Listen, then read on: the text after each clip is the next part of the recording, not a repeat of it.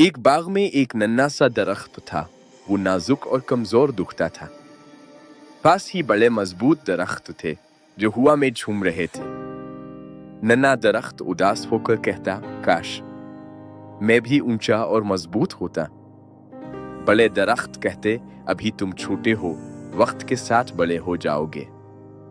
लेकिन नन्हा दरख्त बेसब्र और परेशान रहता था। एक दिन बड़ी आंधी आई। बड़े दरख्त हिलने लगे और कुछ गिर पड़े। पूरा बाग हिल गया, लेकिन नन्हा दरख्त बच गया।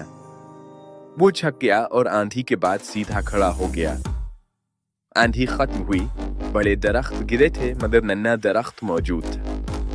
नन्हे दरख्त ने शुक्र अदा किया और सोचा, कमजोर होना हमेशा बुराई नहीं। बड़े दरख्तों ने सबक सीखा, हम गुरूर करते थे, तुमने ताकत दिखाई।